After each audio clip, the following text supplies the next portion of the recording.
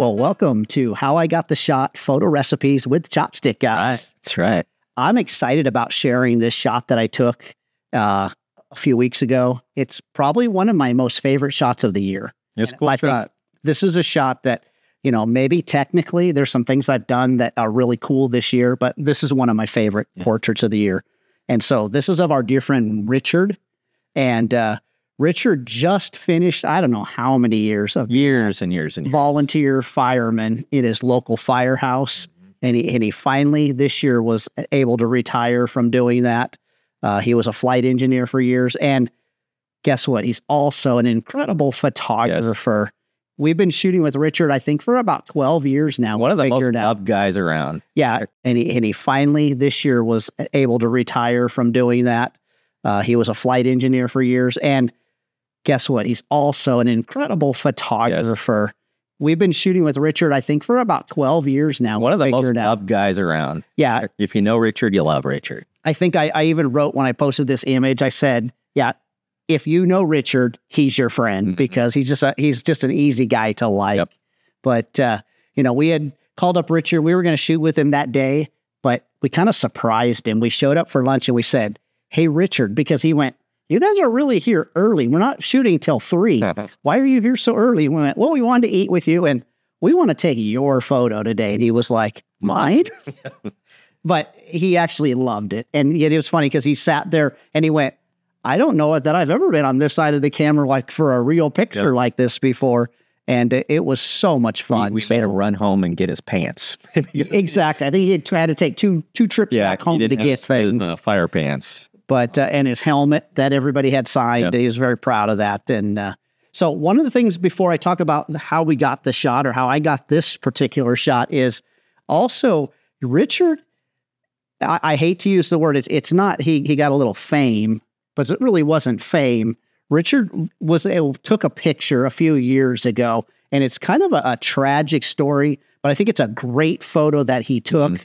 There was a girl that her entire family had law enforcement background, and she wanted to do a tribute with the thin blue line flag. And Richard said it took like 2 months to get this shot together because she was trying to find the right dress that matched it. And they went out and took a shot. And then she became a police officer. She was gunned down in line of duty.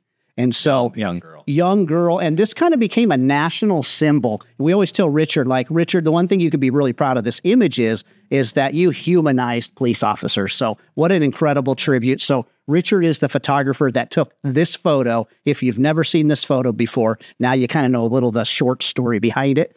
But yeah, Richard is a phenomenal photographer and a good friend. So the equipment that I used to take this shot was my Nikon C8. And my most favorite lens in the world. Which is what? What's your most favorite lens? My 85 1.2. Surprise. Yeah. So the cool thing about shooting inside of a firehouse is those trucks are big, so the depth is very deep. So I could get way back to shoot with this lens. Otherwise, you know, in a normal situation like a garage, I probably would shoot with a 24-70. Yeah, even though this one wasn't in front of a truck, but it wasn't. But the trucks would park right beside, and you wouldn't know it from this image, but he had all of his fire buddies that were sitting in lounge chairs watching TV, waiting for the next call, that were really ribbing him and giving him a hard time. It was difficult for Richard to not crack up. But so it was with the 85, 1.2, and this is actually shot at 1.2. So I'm a little bit closer, and that's why. What's your light setup? It's retaining some of the details because I'm very close, but then lighting wise. So I was using an FJ400 on my big Cheetah stand, and I was using a Switch Octa medium. So, which is kind of my go-to light. I love that medium Octa, and it was just out of frame. So the light was placed just in front of Richard. It's kind of my feathering method that I like, so that the back edge of the box to the camera was just maybe 2 or 3 inches in front of Richard's face, pointing outward. So it's skimming the light. It looks like it's not pointing at all at him, but that light's just feathering across Richard nicely. And so I just kept moving it in until it was just outside of my frame. Again, it's one of my favorite images. He's one of my favorite people in the world. I think once I shot it, you looked over and you said, what do you got there? And immediately you went, hey, move out of the way. I need to take this shot as well. So I think this is an incredible tribute to an incredible guy, but this is such an easy shot to do. And this is one that I think we overthink. So why do you say that? Tell me why you think it's an easy shot. Because I think it's just a matter of a couple things that people forget.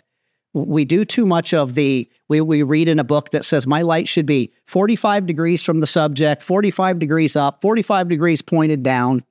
And it gives a very predictable flat look. Putting your light and letting it feather from the side, it gives this dramatic side light, but you're getting the entire face wrapped around.